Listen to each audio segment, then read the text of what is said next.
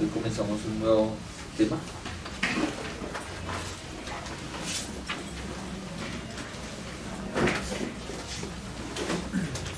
El capítulo 3 ya. Digamos en el capítulo 3, gracias al Señor. Ya hemos visto un poco acerca de la teología histórica y de la teología apologética. Y ahora entonces pasamos a las áreas básicas de la revelación divina. Entonces, este es un tema muy corto, porque es como la introducción para lo que vamos a empezar ahora sí a ver. Entonces, digamos, vamos a ver más adelante teología propia, cosmología, filología, teleología. Entonces, cada una de estas, pues vamos a tener un buen tiempo pues, para poder estudiar un poco más. Y pues estaba viendo un video acerca de teología sistemática. Me llamó tanto la atención porque para entender bien el sentido de por qué vimos primero teología histórica y teología apologética. Y en este video, entonces, no sé si lo pasamos, son como unos 50 minutos del video, pero muestra toda la parte histórica. Acá ese video es largo, pero puse como los puntos importantes, en donde si lo pueden ver después, es muy bueno, muy bueno. Van a mostrar qué es la teología sistemática, pero en esta parte van a mostrar la teología, la historia de la teología. Entonces, como es la historia de la teología, va a poner las tres partes, y hay unas palabras que son difíciles, pero esas palabras difíciles es de filosofía.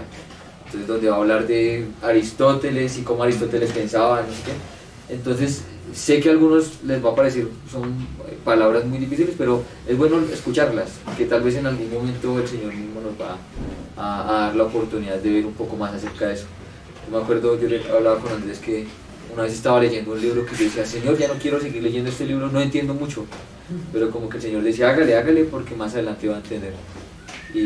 Y ya después, cuando lo terminé, no entendí algunas cosas, pero poco a poco el Señor me iba enseñando algunas cosas, y yo, ya entendí por qué había leído esto, porque esto era así, entonces como que, pues vamos, me parece interesante ver las tres puntos importantes de la teología histórica, y ahí va anclado, o sea, sería bueno que lo veamos con la teología histórica y la apologética, porque la mayoría de teólogos lo que hacían era defender la fe. Entonces eso es lo que vamos a ver. Entonces las dos cosas ahí unidas. La teología sistemática surgió a través de un proceso largo de la Iglesia en respuesta y ministrando a un mundo cambiante. Conforme el cristianismo se fue esparciendo de Jerusalén a otras partes del mundo, teólogos cristianos tuvieron que responder a cambios y desafíos. Hicieron esto en parte encontrando nuevos métodos de explicar y aplicar las enseñanzas de la Biblia. Eventualmente, las estrategias que utilizaron se convirtieron en teología sistemática. Al principio, muchos cristianos rechazan la idea de moldear la teología en respuesta a los cambios culturales. Pero el Nuevo Testamento establece claramente que es nuestra responsabilidad, como seguidores de Cristo, apegarnos firmemente a la verdad revelada en las Sagradas Escrituras y a comunicar esa verdad a fin de que otros puedan entender. De hecho, Cristo mismo nos enseñó a hacer esto en la Gran Comisión. Escuche sus palabras en Mateo capítulo 28, versículos 19 y 20. Por tanto, id y haced discípulos a todas las naciones, bautizándolos en el nombre del Padre, y del Hijo y del Espíritu Santo, enseñándoles que guarden todas las cosas que os he mandado. Note algo aquí. Jesús no dijo, por tanto, vayan y lean la Biblia a todas las naciones. Ahora, la lectura pública de las Sagradas Escrituras es una parte importante de la misión de la Iglesia, pero esto no es lo que Jesús nos ordenó que hiciéramos en la Gran Comisión. Para cumplir su comisión, debemos enseñar su palabra. En otras palabras, debemos encontrar formas para comunicar la verdad de las Sagradas Escrituras, y esto siempre implica, en alguna medida, el moldear y explicar lo que encontramos en la Biblia a fin de que otros a nuestro alrededor puedan entender. La teología sistemática se formó y continúa hoy por el deseo de enseñar, de comunicar eficazmente y de cumplir con la Gran Comisión. Describiremos brevemente 3 etapas históricas principales que nos guiaron hacia la teología sistemática como la conocemos hoy. La primera, la teología patrística, que corrió aproximadamente del año 150 después de Cristo hasta el año 600 después de Cristo y comenzó a moverse hacia la teología sistemática. La segunda, la teología medieval, aproximadamente del año 600 después de Cristo hasta el año 1500 después de Cristo, cuando avances en la teología mostraron que fueron precursores inmediatos a la teología sistemática. Y la tercera, la teología protestante, la forma en que los protestantes del año 1500 después de Cristo hasta nuestros días han construido la teología sistemática. Comencemos con uno de los primeros movimientos hacia la teología sistemática después del tiempo de Cristo y sus apóstoles durante el período patrístico. Para entender este primer paso principal hacia la teología sistemática, trataremos 2 asuntos. Primero, los cambios culturales experimentados por la Iglesia durante el período patrístico. Y segundo, los cambios teológicos que surgieron de estos cambios en la cultura. Consideremos primero los cambios culturales que surgieron en el período patrístico. Uno de los cambios más grandes que enfrentó la Iglesia primitiva después de los tiempos de los apóstoles fue un traslado del corazón del cristianismo de su morada en Palestina hacia una nueva morada en el mundo gentil. Este cambio fue tan decisivo que los gentiles, en lugar de judíos, se convirtieron en los teólogos guías de la Iglesia. Esta transición de liderazgo condujo a cambios muy significativos en la forma en la que los cristianos construyeron su teología. A medida que teólogos gentiles buscaron predicar el Evangelio en el mundo gentil, comenzaron a explicar y defender su fe de manera que tuviera importancia para la cultura grecorromana en aquel entonces. Comenzaron a describir el cristianismo en términos de las filosofías helenísticas de sus días. Resulta interesante observar que los cristianos no fueron los primeros en poner en contacto de una manera significativa a las Sagradas Escrituras con la cultura helenística. Siglos antes de Cristo, un sinnúmero de judíos se habían esparcido a lo largo del mundo gentil. Conforme vivieron su fe en el Antiguo Testamento en ese mundo, misioneros judíos o proselitistas intentaron cruzar el espacio que había entre el judaísmo y el mundo gentil. Ahora, conforme estos judíos alcanzaron a los gentiles, tomaron 2 caminos que los cristianos después de ellos siguieron. Por un lado, muchos judíos helenizaron tanto su fe que cayeron en el sincretismo. Inadecuadamente mezclaron la fe verdadera del Antiguo Testamento con prácticas y creencias paganas. Uno de los mejores ejemplos conocidos de tal sincretismo aparece en los escritos de Filón de Alejandría, quien vivió del año 30 a.C. al año 50 después de Cristo. Filón trató de minimizar las diferencias entre la fe del Antiguo Testamento y la cultura intelectual de los gentiles, tomando los libros de Moisés como alegóricos y argumentando que su fe judía era respetable porque tenía armonía con la filosofía griega clásica. Al mismo tiempo, sin embargo, muchos judíos durante estos siglos encontraron formas de predicar legítimamente en sus culturas helenísticas sin comprometer seriamente su fe bíblica. Un buen ejemplo de esta clase de ministerio fue la creación de la Septuaginta, el Antiguo Testamento griego. Las versiones griegas del Antiguo Testamento fueron traducidas en sinagogas por todo el mundo mediterráneo para que los judíos y los gentiles que no entendían hebreo tuvieran acceso a las Sagradas Escrituras. Durante el período patrístico, los teólogos cristianos se movieron en estas 2 direcciones también. Por un lado, muchos líderes de la Iglesia cayeron en el sincretismo cristiano porque fueron demasiado lejos en sus intentos de helenizar la fe del Nuevo Testamento. Mezclaron el verdadero cristianismo con las prácticas y creencias paganas. Algunas formas de sincretismo ya habían surgido en la Iglesia del Nuevo Testamento, pero durante el período patrístico, algunas sectas no ortodoxas bien conocidas, como el ebionismo, la de Basílides y el gnosticismo, se desarrollaron en el cristianismo. Por otra parte, aun cuando los teólogos cristianos ortodoxos se resistieron al sincretismo, encontraron formas legítimas de predicar en su mundo pagano, interactuando con puntos de vista universales helenísticos a su alrededor. Conforme estos verdaderos creyentes llevaban la comisión de Cristo a todas las naciones, expresaban su teología con puntos de vista filosóficos contemporáneos y religiosos sin comprometer la verdad bíblica. Con estos cambios culturales en mente, debemos echar un vistazo a algunas de las formas en las que la auténtica teología cristiana se enfrentó al reto de predicar en el mundo gentil durante el período patrístico. ¿Cuáles fueron las tendencias teológicas generales que surgieron en esta etapa de la teología cristiana? Durante el período patrístico, la corriente filosófica y religiosa dominante en el mundo mediterráneo fue un punto de vista comúnmente conocido como neoplatonismo. El término neoplatonismo cubre una gran variedad de puntos de vista y representa una amplia filosofía religiosa.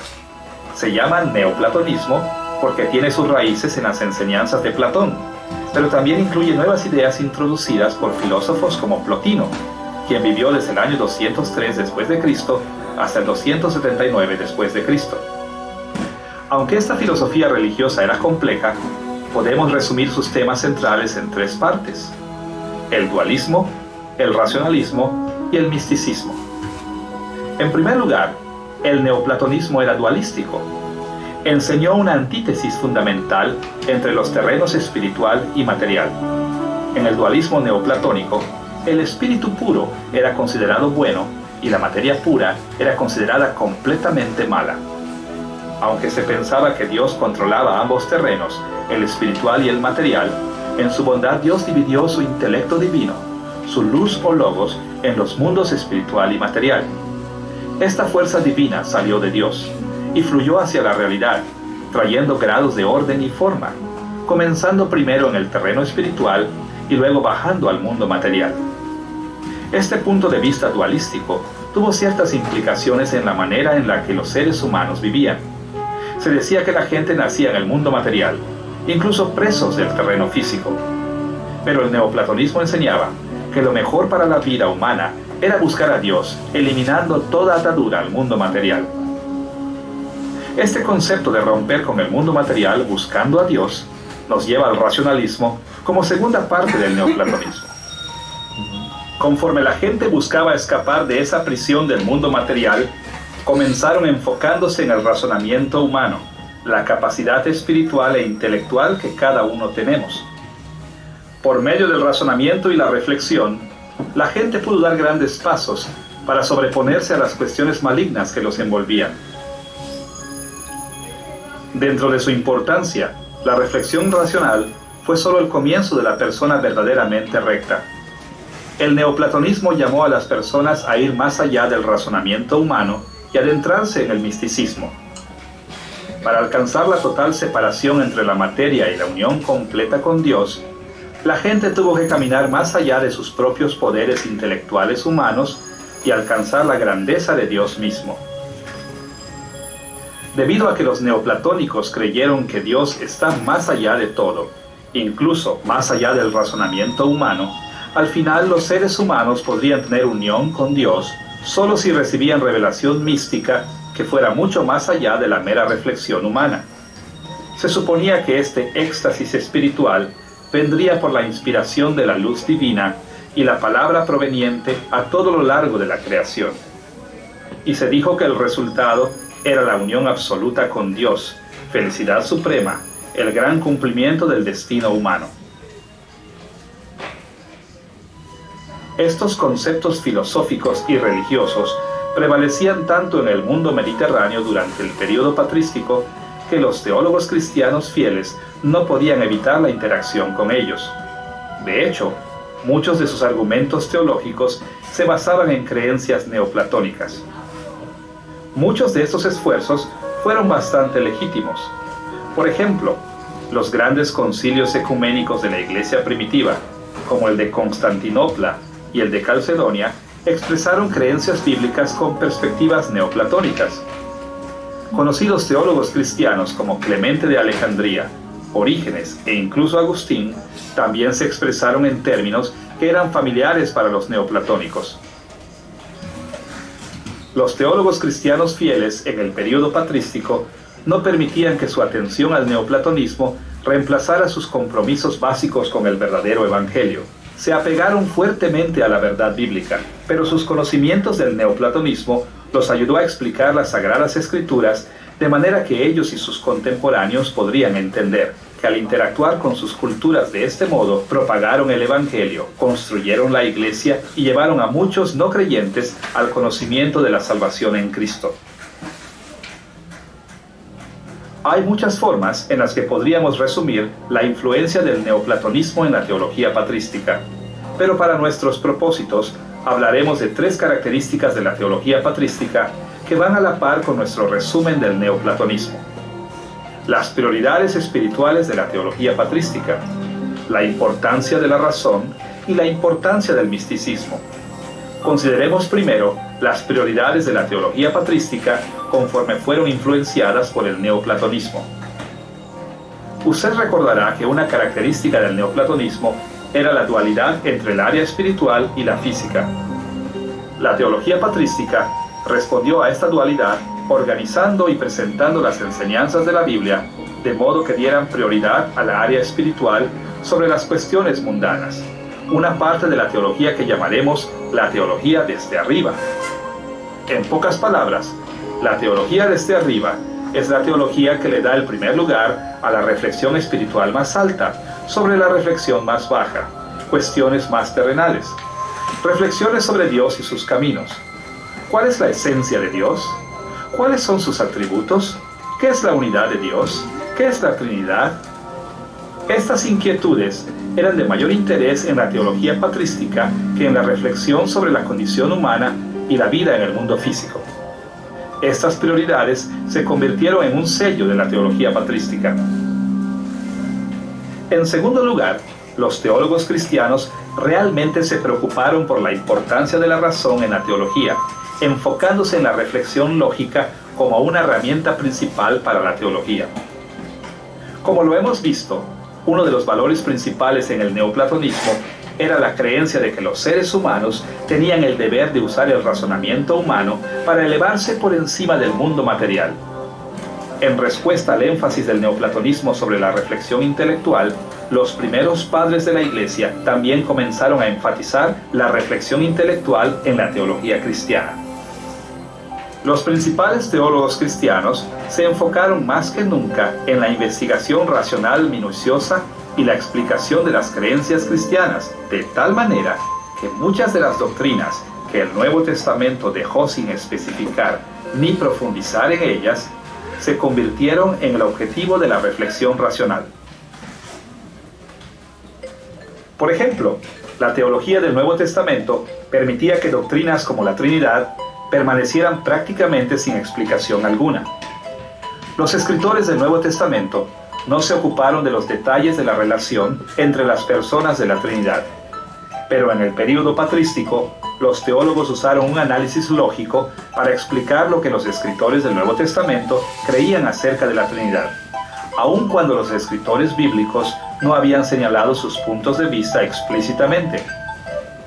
En respuesta a enseñanzas falsas acerca de Dios el Padre, el Hijo y el Espíritu Santo, los primeros padres de la Iglesia hicieron un estudio minucioso por medio de la reflexión racional, trabajando en todos los detalles posibles de los que el Nuevo Testamento dejó sin mencionar. En ese sentido, aplicar la razón a la teología se convirtió en un valor importante para los teólogos conforme ministraban en su mundo neoplatónico. En tercer lugar, la teología patrística también se enfocó en el misticismo o la iluminación espiritual trascendente en respuesta al énfasis neoplatónico sobre el misticismo. Como hemos visto, en el neoplatonismo, el razonamiento detallado por medio de la atención a la mente humana fue meramente un punto de apoyo para alcanzar niveles místicos más altos de unión con Dios. La razón estaba limitada y no podía alcanzar un terreno espiritual más alto, y para alcanzar estos niveles más altos se requería de una iluminación especial. De manera muy parecida, cuando los primeros padres exponían doctrinas como la Trinidad, o la divinidad y humanidad de Cristo, o los sacramentos y la Iglesia, a menudo confesaban que algunos elementos de estas doctrinas estaban más allá de la razón humana. Muchas veces, sus discursos racionales incluían asuntos sobre las verdades más importantes de la fe cristiana, que simplemente no podían ser explicadas o defendidas racionalmente. Más bien, solo podían ser comprendidas a través de una iluminación mística, experiencias sobrenaturales que excedieran los límites de la razón humana. La teología patrística utilizó el razonamiento al servicio de la revelación de Dios, pero se inclinó mucho más por la intuición espiritual que por la prueba lógica.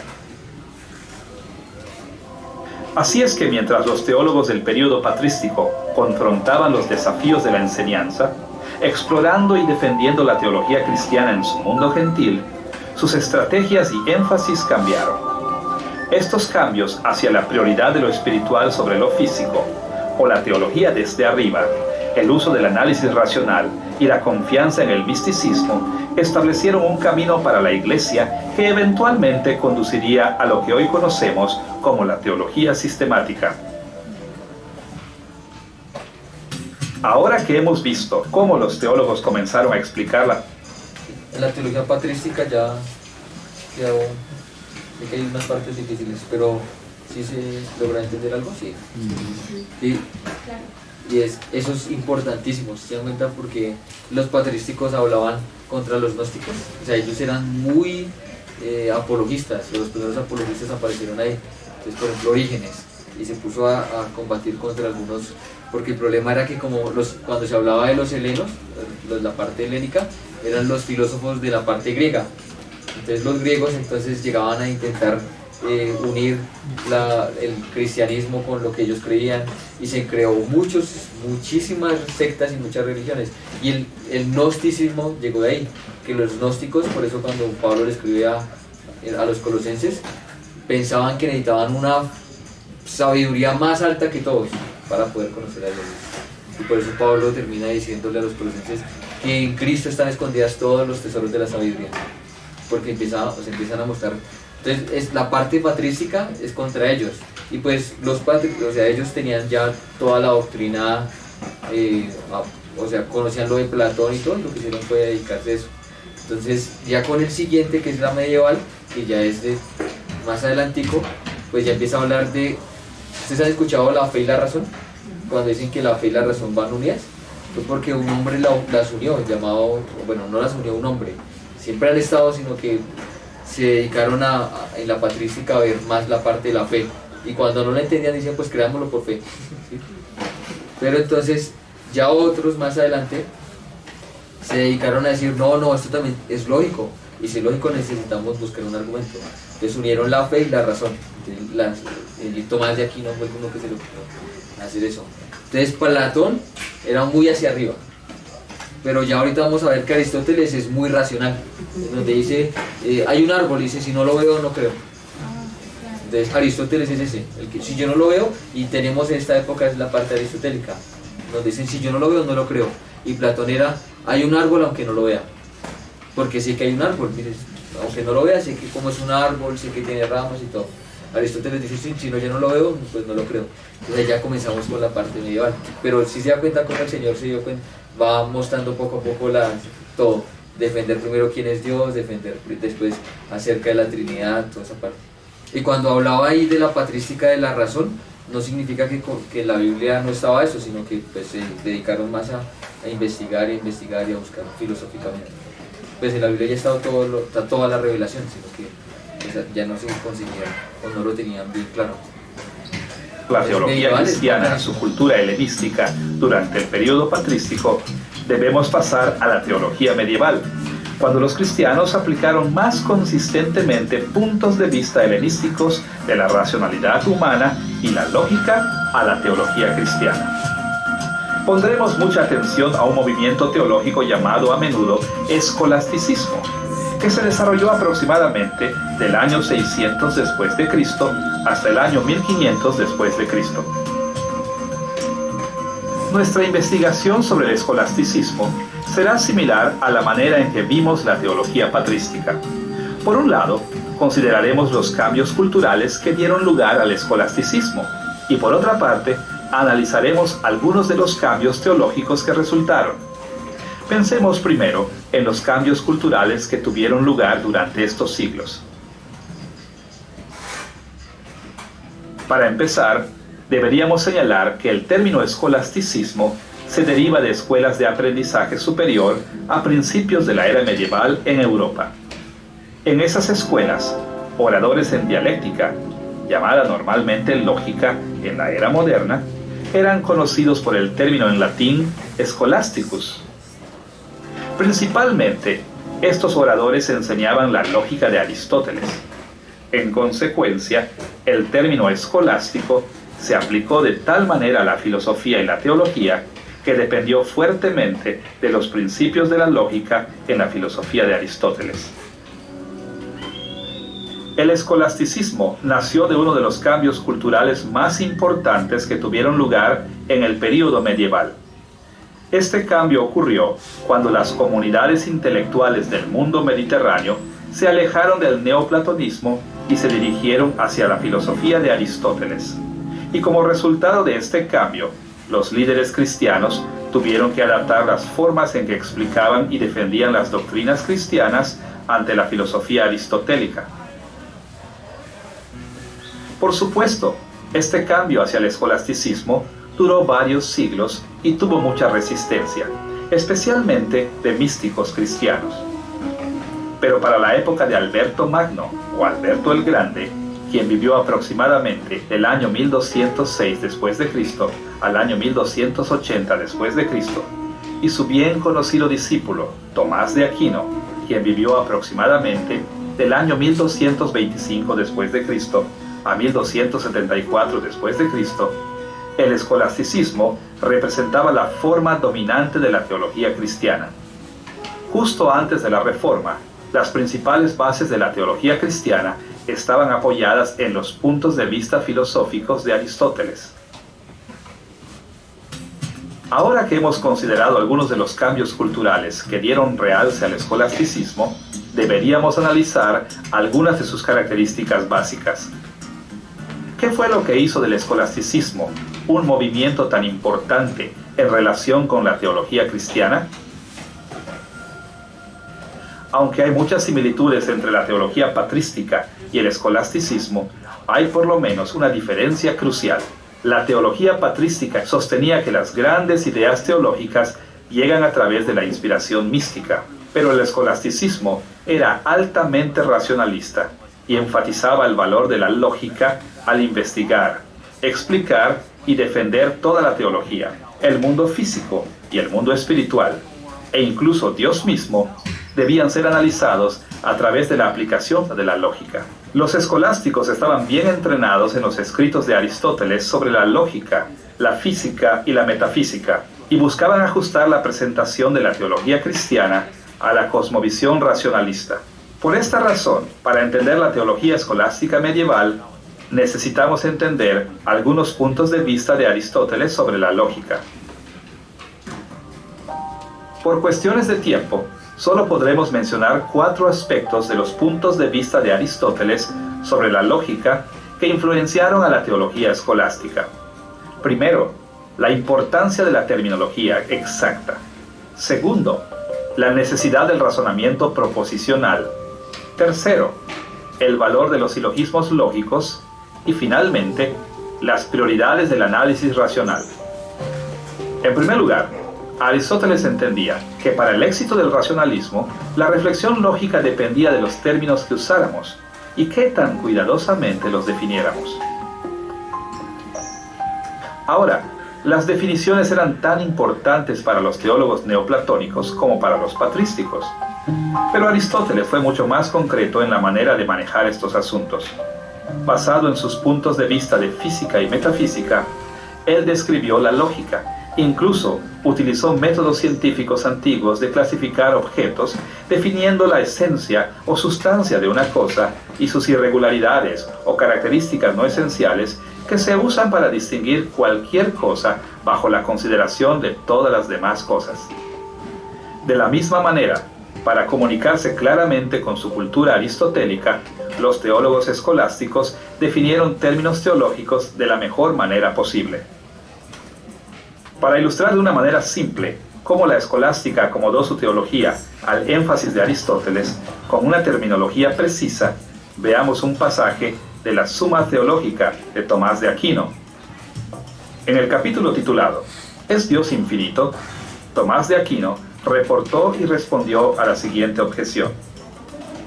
Objeción 1. Tal parece ser que Dios no es infinito, por cuanto todo lo infinito es imperfecto, porque tiene partes y materia. Pero Dios es totalmente perfecto, por lo tanto, Él no es infinito. Para contestar a esa objeción, Tomás de Aquino se enfocó en asuntos de definición. Escuche cómo respondió. Ahora la materia es perfeccionada por la forma por la cual es hecha finita. Por consiguiente, infinito como atributo de la materia, tiene la naturaleza de algo imperfecto, por lo que es como si fuera materia sin forma. Note cómo Tomás de Aquino usó varios términos técnicos en este breve pasaje. Usó términos como materia, forma, sin forma, finito, infinito, perfeccionado e imperfecto. Y usó estos términos de manera que fueran comprendidos en sus días, porque correspondían al uso de Aristóteles de tales términos. Como resultado, Tomás de Aquino pudo hacer buenas distinciones entre sus puntos de vista y los puntos de vista de otros. Este enfoque en definiciones precisas de terminología fue característico de la teología escolástica. Como resultado de este enfoque, la teología escolástica usó términos técnicos frecuentemente. La escolástica desarrolló un vocabulario especializado extensivo para la teología cristiana. Y esto es importante para nosotros, porque muchos de sus términos se han seguido usando en la teología cristiana a lo largo de los siglos. Además de motivar a los teólogos escolásticos a enfatizar la terminología exacta, el trabajo de Aristóteles también los motivó a dar un papel central a las proposiciones que comunican la verdad teológica. En sus formas más simples, las proposiciones son declaraciones factuales establecidas por un sujeto y un predicado. Usamos proposiciones todo el tiempo en nuestro diario hablar. Considere la frase, yo soy un hombre. En esta proposición, yo es el sujeto y soy un hombre es el predicado. Y todos estamos familiarizados con proposiciones en la teología, como por ejemplo, Jesús es el Hijo de Dios y el Espíritu Santo es la tercera persona de la Trinidad. Proposiciones o declaraciones factuales como estas fueron esenciales para la teología escolástica conforme fueron moldeadas por el análisis de Aristóteles sobre la lógica. Aristóteles puso mucha atención en cómo funciona el razonamiento lógico con las proposiciones.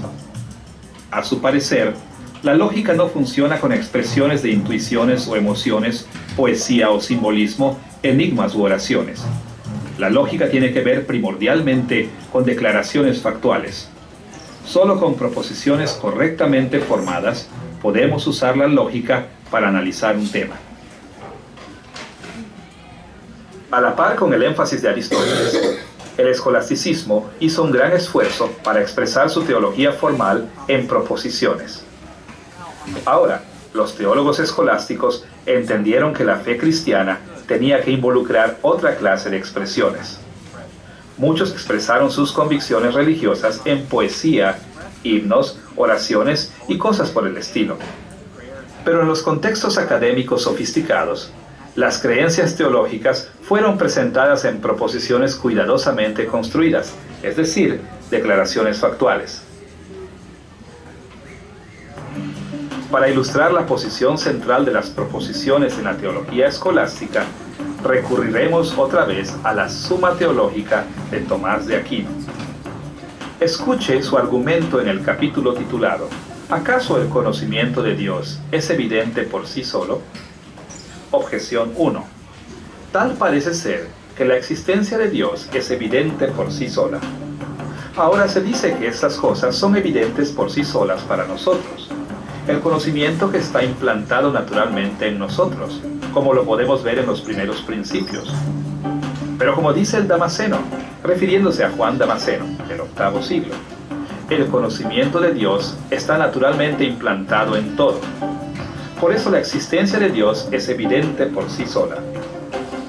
Tomás de Aquino respondió a esta objeción de este modo: nadie puede admitir en su mente lo contrario de lo que es evidente por sí solo, como el filósofo, refiriéndonos a Aristóteles, declara concerniente a los primeros principios de demostración.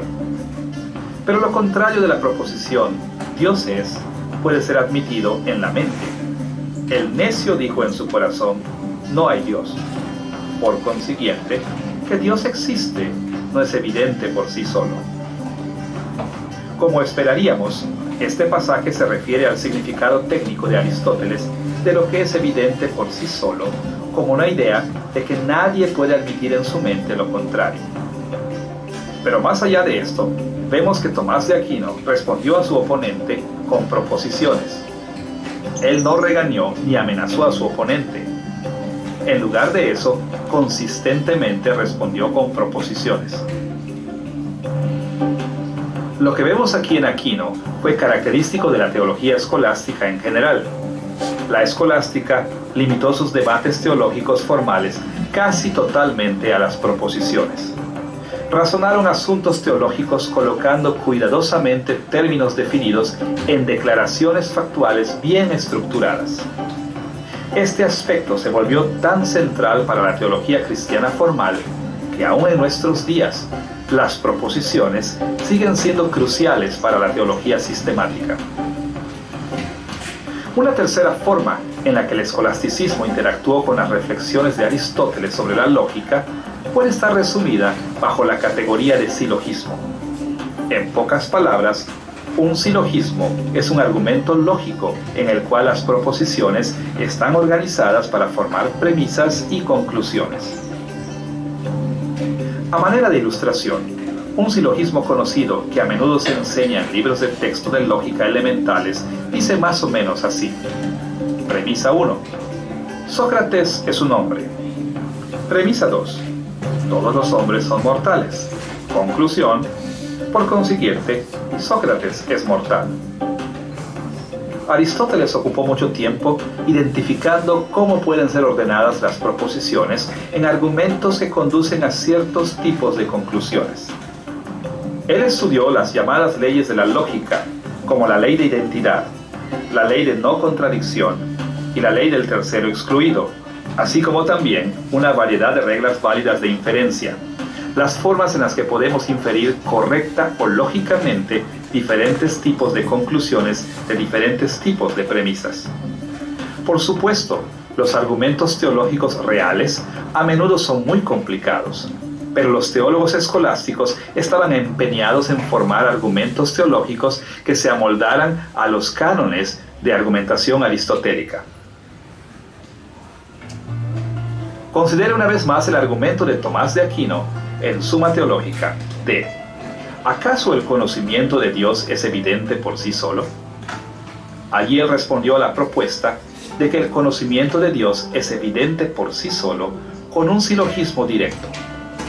Él escribió estas palabras: nadie puede admitir en su mente lo contrario de lo que es evidente por sí solo. Pero lo contrario de la proposición Dios es, puede ser admitido en la mente. El necio dijo en su corazón: no hay Dios. Por consiguiente, que Dios existe no es evidente por sí solo. El silogismo presentado aquí puede ser expresado de este modo. Premisa 1. Nadie puede admitir en su mente lo contrario de lo que es evidente por sí solo. Premisa 2.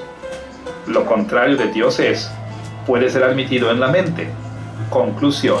Por consiguiente, que Dios existe no es evidente por sí solo. Este pasaje es simplemente un ejemplo de cómo Tomás de Aquino exploró y defendió sus posiciones teológicas con silogismos cuidadosamente construidos. Y su modo de tratar este tema fue típico del escolasticismo medieval. De hecho, esta clase de enfoque en el silogismo sigue siendo una característica central constante de la teología sistemática en nuestros días. Además de un enfoque en términos técnicos, la confianza en las proposiciones y los silogismos lógicos, La escolástica también demostró la influencia de Aristóteles con las prioridades de su teología. Aristóteles aplicó razonamiento a la tarea de analizar la realidad en términos de una jerarquía estática racional. Él veía todo como el tener un sitio en un orden racional vertical. A su parecer, todas las cosas ocupan algún punto en una escala entre la materia imperfecta en su punto más bajo y la forma pura, unificada y perfecta en el punto más alto. Y él creía que una de las tareas de la filosofía era identificar en dónde encaja cada pieza de la realidad en este orden racional. En términos muy simples, Dios mismo estaba en el punto más alto de la escala. Él es el primer principio, la causa no causada de todas las cosas. Dios es unidad pura, forma pura, ser puro. Los ángeles están un paso abajo de Dios. Los seres humanos se encuentran debajo de los ángeles porque son espirituales y físicos. Las formas diversas de vida animal toman su lugar debajo de la humanidad. Las plantas están después. Los materiales inorgánicos le siguen. Los 4 elementos básicos de aire, fuego, tierra y agua están abajo de los materiales inorgánicos. Y la materia prima está en el fondo de la escala. Para comunicarse con su cultura aristotélica, los teólogos escolásticos trataron de explicar su teología conforme a este modelo aristotélico. Ellos estructuraron rigurosamente sus resúmenes doctrinales en el orden de la teología desde arriba. Es decir, se inclinaron a comenzar y enfatizar enseñanzas cristianas que estuvieran a la par con los niveles más altos de la jerarquía de Aristóteles, y luego se encaminaron hacia las enseñanzas que coincidían con los niveles más bajos de la escala de Aristóteles. Ellos trataron de esclarecer el confuso orden racional que inundaba su teología desde arriba, explicando cómo cada elemento encajaba con las demás partes. Esta tendencia hacia la teología desde arriba se puede ver claramente en la estructura de la Suma Teológica de Tomás de Aquino. La parte 1 de su Suma comienza con una introducción y luego habla directamente del tema de la más alta prioridad en la teología escolástica, el único Dios. Luego, Tomás de Aquino se dirigió hacia la bendita Trinidad. Después, se enfocó en la creación, un capítulo que sigue concentrado en Dios como la fuente principal de todas las cosas. Luego, Tomás de Aquino se dirigió a la mayor de sus criaturas, los ángeles. Después, habló de los 6 días de la creación, que trata acerca de la creación física por debajo de los ángeles. Luego, hay un capítulo sobre la humanidad, la criatura espiritual y física. Y finalmente, Tomás de Aquino cerró la primera parte de su Suma con el gobierno de las criaturas de Dios, incluyendo aquellas cosas que son totalmente físicas. Las prioridades aristotélicas reflejadas en la Suma Teológica de Tomás de Aquino caracterizan la estrategia general del escolasticismo, y esta tendencia ha caracterizado la teología cristiana formal por siglos, aún en la teología sistemática protestante moderna. Ahora que hemos visto algunas... ¿Muy difícil esa? Sí, un poco enredada, pero digamos en la teología medieval sí se da cuenta como los mismos se dedicaron, o sea, los que sabían acerca de Aristóteles se dedicaron como a presentar también argumentos a aquellos que estaban así súper racionales.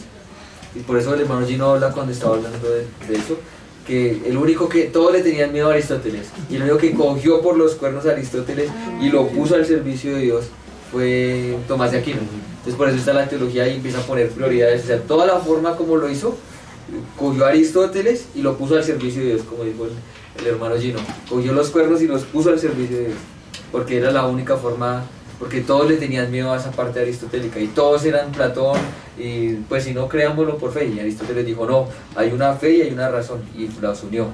Entonces ahí empezaba, pero o sea, es un poco difícil hasta leer ese mismo Suma Teológica. Yo decía, yo nunca he leído nada de Suma Teológica, pero eso está difícil porque eso viene objeción 1, objeción 2, pero se encarga de eso, se encarga de dar razón, como el hermano Gino cuando hablaba de la apologética, creo que en ese o en el de Prolegómenos, donde decía que debía haber algunos hermanos de la iglesia que se dedicaran también a a aquellos que tal vez es muy difícil para ellos, o sea, son muy eruditos y para nosotros es un poco difícil, pero el Señor permita que hayan personas así.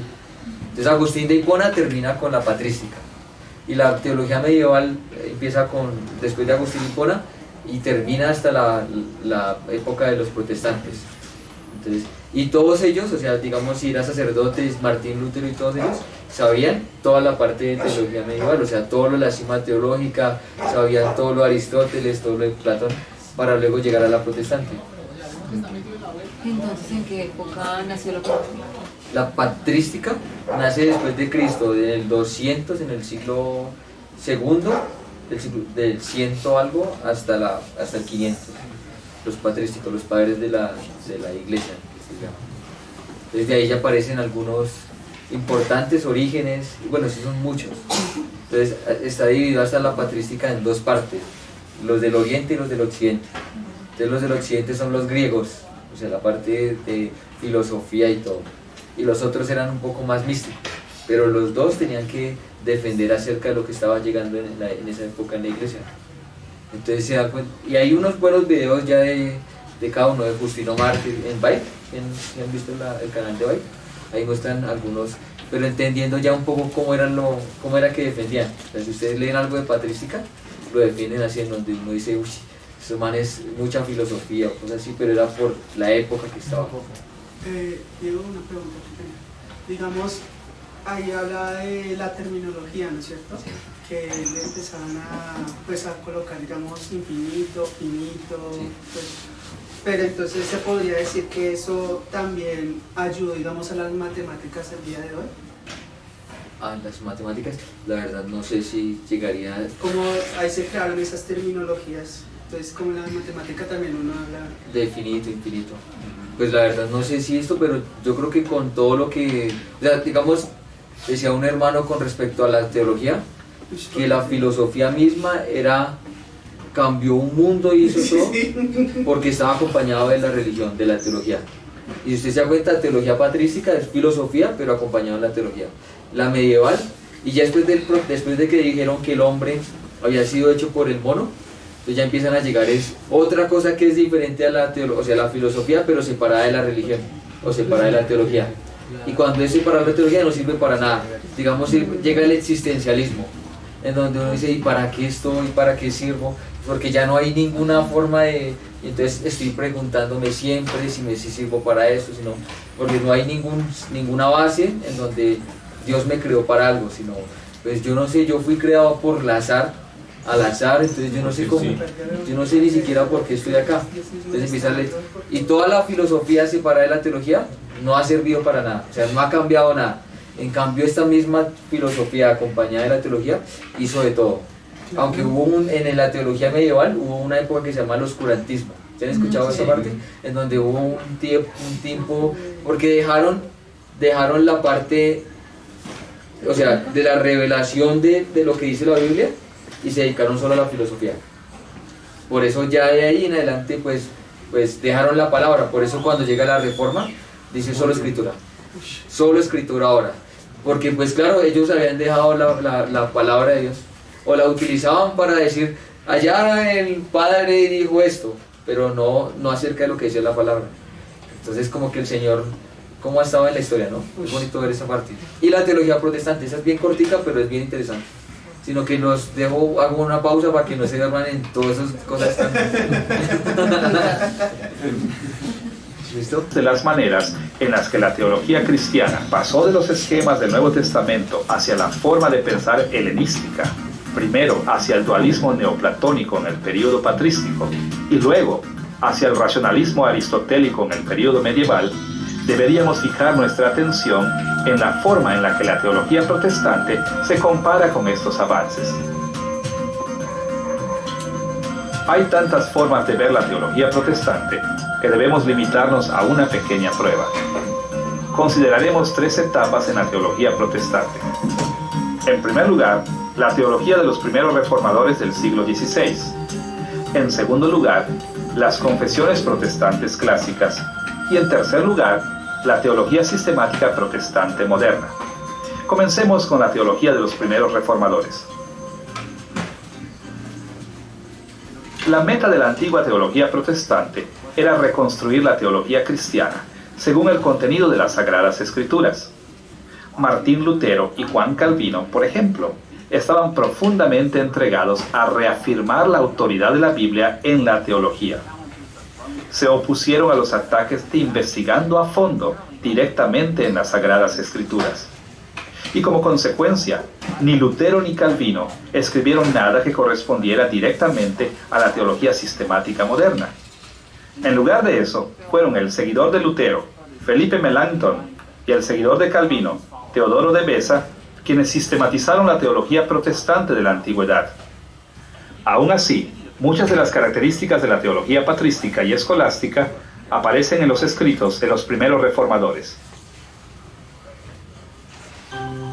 A manera de ejemplo, considere la conocida Institución de la Religión Cristiana de Calvino.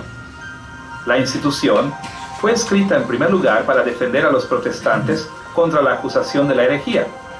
Pero al defender los puntos de vista de los protestantes, Calvino reflejó afinidad por construir la teología en formas que se habían desarrollado durante los siglos anteriores a la Reforma. Ahora, sería injusto decir que Calvino simplemente siguió los patrones de la teología patrística o escolástica. No obstante, en la Institución mostró una gran preocupación con la lógica aristotélica en la forma en que él utilizó términos técnicos. Expresó su teología significativamente en las proposiciones, construyó silogismos para razonar a través de asuntos, y modeló su teología según las prioridades de la teología desde arriba.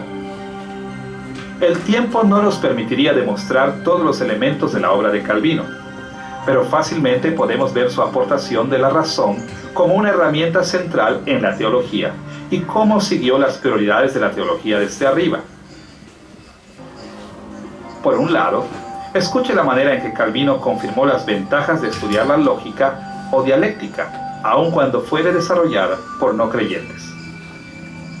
En el libro 2, capítulo 2 de la Institución, él escribió estas palabras: pero si el Señor se ha complacido en ayudarnos con el trabajo y ministerio de lo impío en la física, la dialéctica, las matemáticas y otras ciencias similares, beneficiémonos de esto, no sea que por no hacer caso de los regalos que Dios espontáneamente nos ha ofrecido, seamos justamente castigados por nuestra pereza. De acuerdo con esta aportación de la dialéctica o lógica, los escritos de Calvino a menudo presentaban no solo una preocupación con lo que las Sagradas Escrituras enseñan, sino que también con expresar esas enseñanzas bíblicas de manera que correspondieran con las normas de la lógica aristotélica. Por otra parte, a gran escala, la Institución de Calvino también refleja las prioridades de la teología desde arriba, de manera que reflejó muy de cerca las estructuras de la teología medieval. La Institución se divide en 4 libros. El primer libro trata sobre el conocimiento de Dios como el Creador. En este libro, Calvino describe a Dios en sí mismo y a Dios como el Creador soberano y controlador del universo. El libro 2 se enfoca en el conocimiento de Dios como Redentor. Trata sobre asuntos más terrenales que están relacionados con la intervención de Dios en el mundo, en la consumación de la salvación de su pueblo por medio de Cristo. El libro 3 describe el recibimiento de la gracia, así como sus beneficios y efectos. Aquí Calvino explicó cómo la salvación que se consumó en Cristo se aplica individualmente a cada persona y qué bendiciones y efectos trae a la vida de cada persona el recibimiento de la salvación.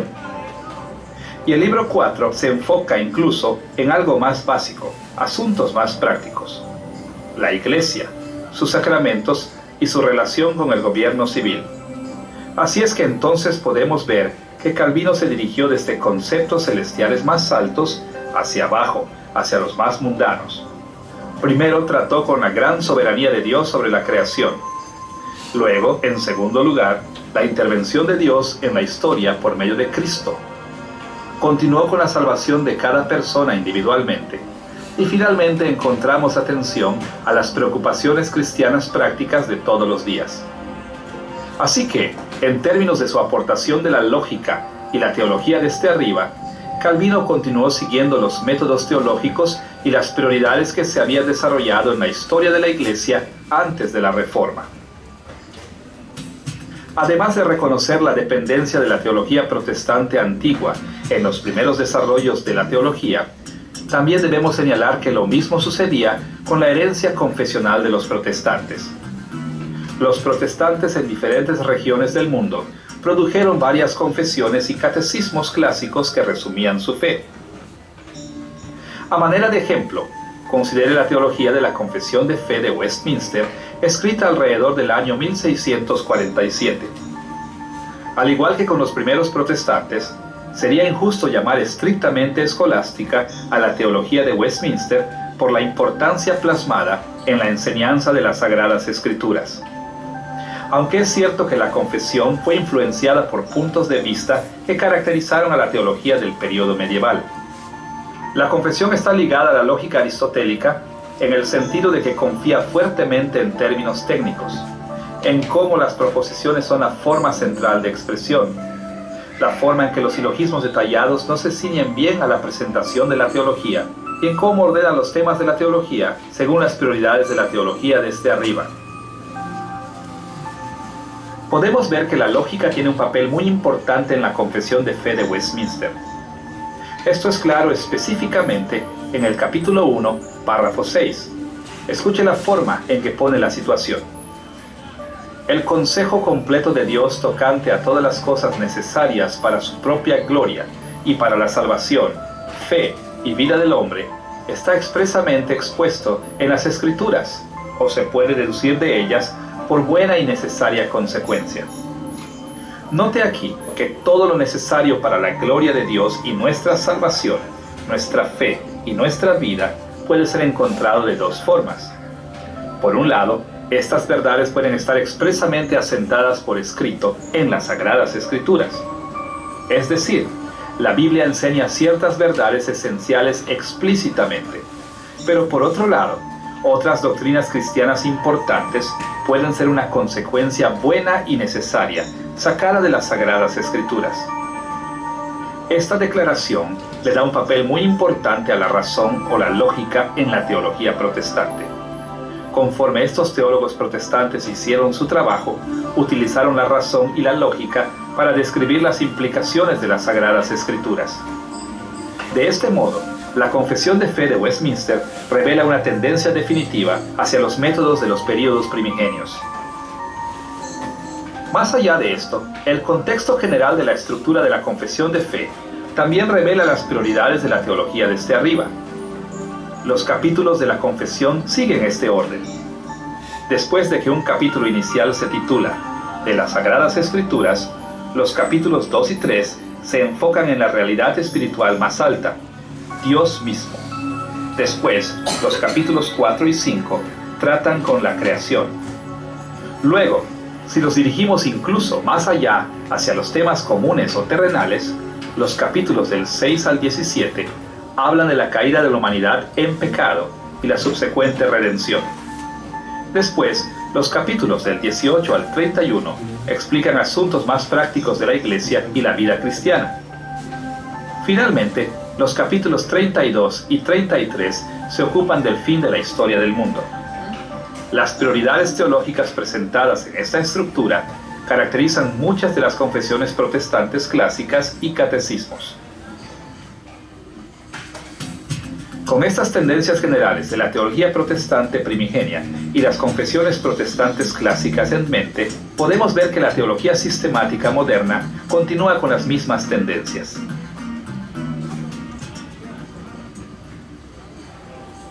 A manera de ejemplo, considere la teología sistemática de Charles Hodge, del seminario de Princeton, que vivió del año 1797 al año 1878. A lo largo de su teología sistemática, Hodge le dio un papel central a la razón y la lógica al emplear términos técnicos tradicionales.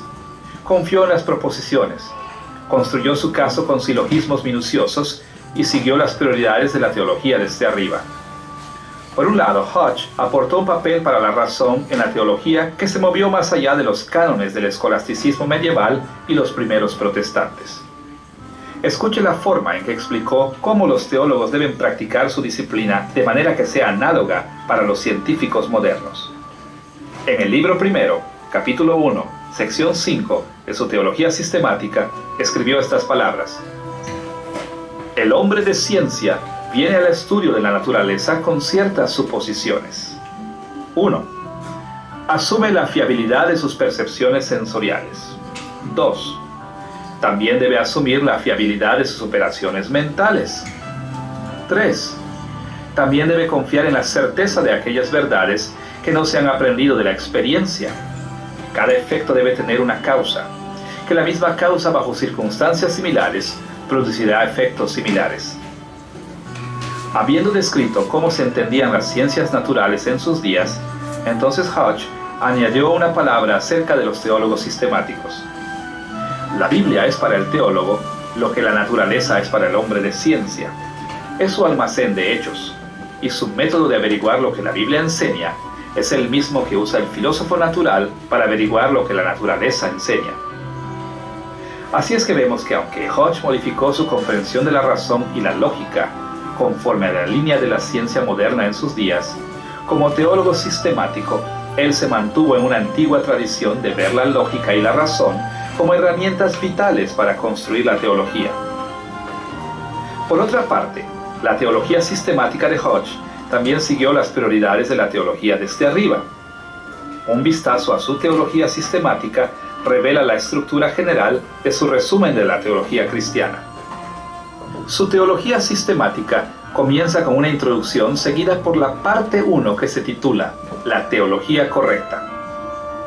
Allí él se ocupó de la doctrina de Dios mismo. La parte 2 se titula Antropología, la cual se mueve hacia abajo en la escala de prioridades para la humanidad. Después viene la parte 3, Soteriología, comenzando con el concepto más alto de la obra de Dios en Cristo y bajando hacia la aplicación de la salvación para la vida de las personas y luego a los medios prácticos de gracia. Y siguiendo el orden tradicional, completó su teología con la parte 4, la escatología, es decir, los últimos tiempos. Así es que vemos que en cada época, mientras los cristianos fieles continuaron siendo obedientes a las Sagradas Escrituras, también expresaron las enseñanzas de las Sagradas Escrituras de una forma apropiada para las culturas gentiles cambiantes en las cuales vivieron. Listo. ¿No? Después sigue los valores y peligros, es muy bueno. O sea, si se lo quieren ver, se demora como 20 minutos y muestra algunas cosas de solo tener teología sistemática sin las otras partes. Es bien chévere el video. Solo ¿Se puede entonces... compartir este link con el grupo? Sí, claro, ya ahorita lo envío y pues se los recomiendo acerca de cómo muestra acerca de la teología sistemática, pero entonces ya teniendo un poco en mente de la historia, aunque hay más, o sea, la teología histórica es muy grande y el hermano Gino cuando está hablando acerca de la teología histórica dice algo que me parece muy interesante, porque él, cuando está hablando, él dice que la teología histórica fue desarrollada, los dogmas fueron desarrollados también en la historia como la teología sistemática. Entonces lo primero que empezaron los de la patrística a enseñar fue acerca de, o a intentar explicar, fue acerca de Dios, de la Trinidad. Y más adelante entonces empieza a hablar acerca de la bibliología, bueno, se empieza a ponerlo así como en un tema, y a lo último ya cuando llega la reforma, pues ya tiene que hablar de la redención. Pero entonces como que durante mucho tiempo está explicando tema por tema. Entonces el mismo Señor se encargó de hacer como una teología sistemática en la misma historia. Entonces es bueno, más adelante vemos un pequeño menú de como un índice de la teología histórica, en donde está así, de tal año a tal año acerca de Dios, de tal año a tal año acerca de la Trinidad. O sea, como llegaba la época y se ponían a defenderlo. Y entonces está así todo organizado. Hasta cuando ya en 1800 los hermanos de Plymouth, o los hermanos libres, empezaron a hablar de la iglesia, que es un tema que también es más adelante. Entonces es bien interesante. Pues era como una introducción para lo que seguimos, porque lo que va a hablar el hermano Gino aquí ahorita es las áreas básicas de la revelación.